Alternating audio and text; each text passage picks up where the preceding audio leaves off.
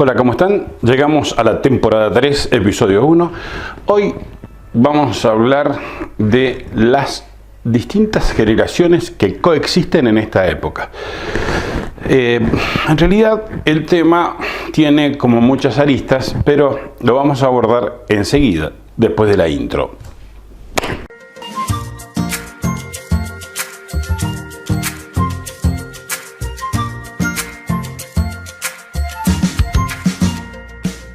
Bienvenidos futuros líderes de Mendoza. Algunos sostienen que el joven es un idealista y que con el tiempo, llegada a la adultez, se transforma en un individualista y egocéntrico. Si uno analiza las conclusiones de la psicología evolutiva, también podrá concluir que el joven en determinadas épocas, sobre todo, es egocéntrico.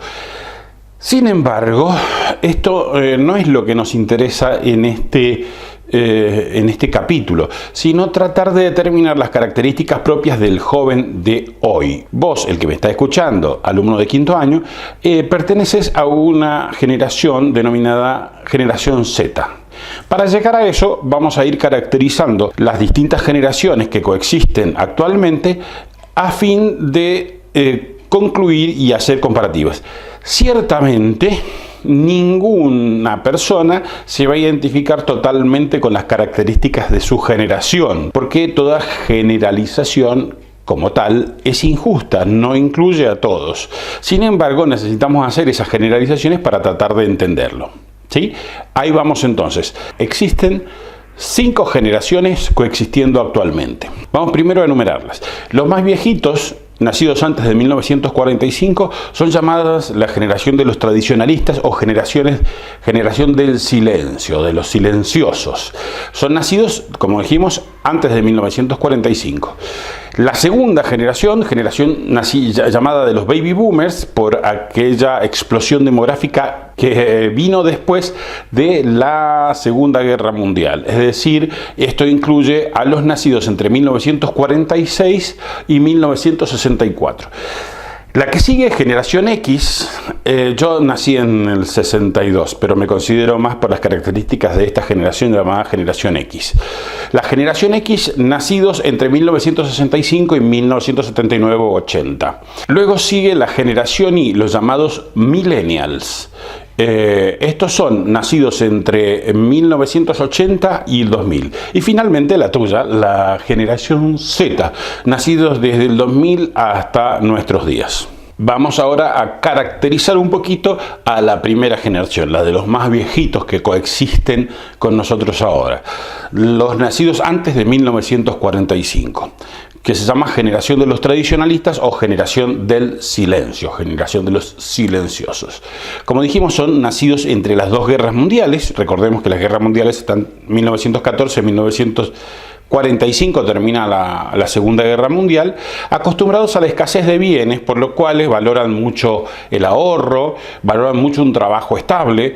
En esa época hay instituciones muy fuertes, muy fuertemente marcadas, como la familia, la escuela, la iglesia, el Estado, que un poco dirigen al hombre hacia cómo debe ser. Por lo cual, estas personas de esta generación están educadas no tanto para emprendimientos, para grandes emprendimientos y riesgos y grandes decisiones personales, sino para satisfacer a personas mayores, en general a personas mayores que son los que dicen cómo tiene que ser, cómo se tienen que hacer las cosas. En esta etapa la mujer no está incorporada al mercado laboral y comienzan las luchas a nivel ideológico, por lo menos, por la incorporación al mercado laboral y a la vida social, la participación en la vida social. Siguen los baby boomers, nacidos después de la Segunda Guerra Mundial. El nombre de esta generación se refiere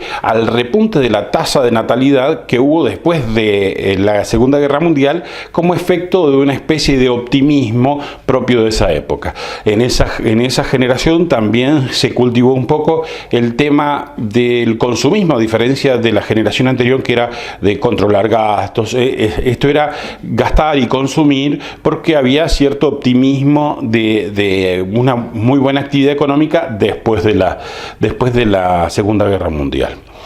El trabajo es para esta generación un modo de ser y de existir. Se pretende un trabajo estable, a largo plazo, adictivo en general. No necesariamente se habla de trabajar en lo que uno ama o le gusta hacer.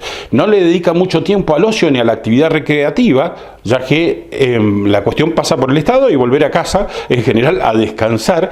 Tampoco había mucha actividad familiar, pero sí era trabajo y familia, del trabajo a la casa, de la casa al trabajo. Las mujeres de esta generación se están incorporando recién en esta época al mercado laboral.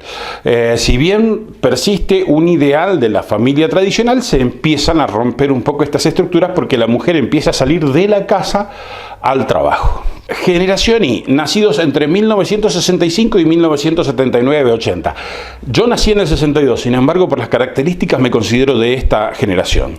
Según en un estudio de la Universidad de Michigan, los hombres y las mujeres de esta generación trabajan mucho, pero logran un equilibrio entre su trabajo y su familia, entre sus vidas, saben darle un lugar a la vida propia. Sin embargo, siguen siendo muy trabajadores, adictos al trabajo, donde el trabajo ocupa una cantidad de tiempo muy importante y además no solo una cantidad de tiempo, sino una exclusividad del esfuerzo, del pensamiento puesto en el trabajo. Somos los que vimos el nacimiento del Internet, los avances tecnológicos. Estamos marcados por los grandes cambios sociales.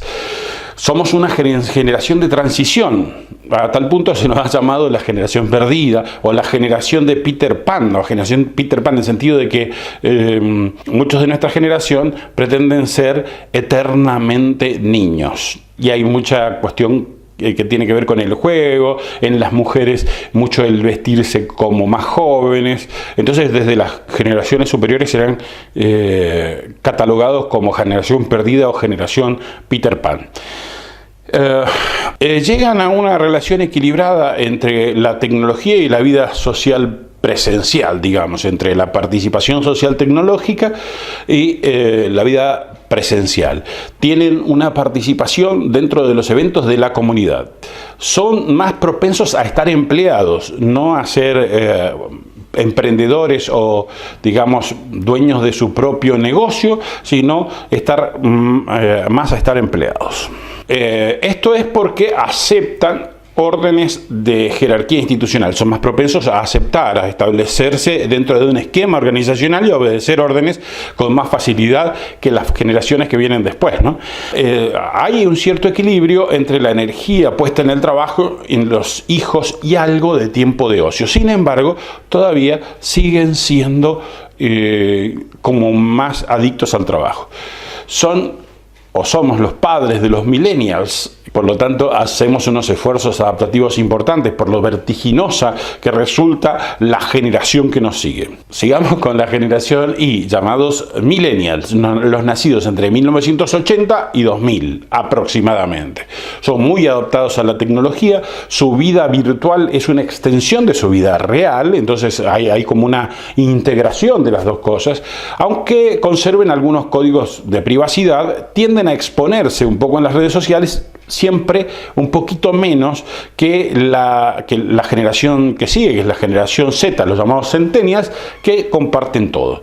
Son multitasking, es decir, tienen capacidad de atender y realizar muchas tareas a la vez. No dejan la vida en el trabajo, no son lo que llamaríamos un workaholic, no son un adicto al trabajo. ¿Por qué? Tal vez porque vieron en sus padres que sí lo eran y como rechazo a esto, piensen que el millennial en general, teniendo su padre y madre que trabajaba, pasó mucho tiempo solo o mucho tiempo sin sus padres. Y esto es tal vez lo que rechazan y por esta razón no son adictos al trabajo.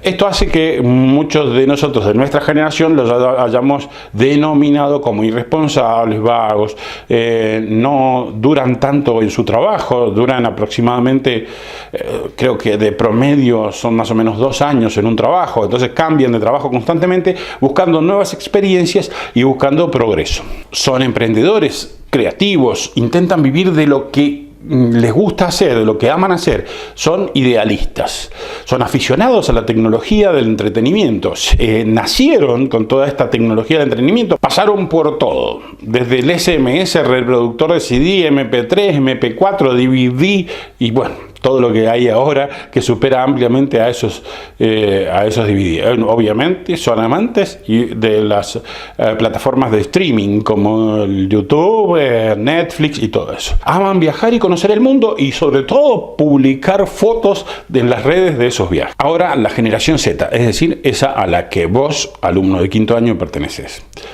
Después vos me dirás en persona, en la clase, si realmente esto es así, si realmente te sentís identificado con estas características. Primero, son verdaderamente nativos digitales. Desde su niñez usan Internet. Son autodidactas, normalmente aprenden con tutoriales en YouTube o en algún tipo de plataforma. Son creativos, incorporan rápido nuevos conocimientos y relacionan bien.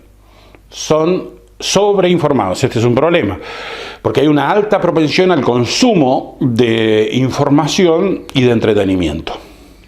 Es decir, están todo el tiempo conectados, tal vez demasiado, tal vez no, seguro demasiado. Se dice que un centennial, así como lo llamamos, generación Z, están expuestos a las pantallas 4 veces más de lo sano, de lo indicado, de lo que la medicina, la ciencia, la psicología considera como adecuado. Visitan redes que sus padres no visitan, se han despegado, sus papás apenas entraron en el Facebook cuando ellos ya están por el Snapchat, el Instagram o lo que fuera.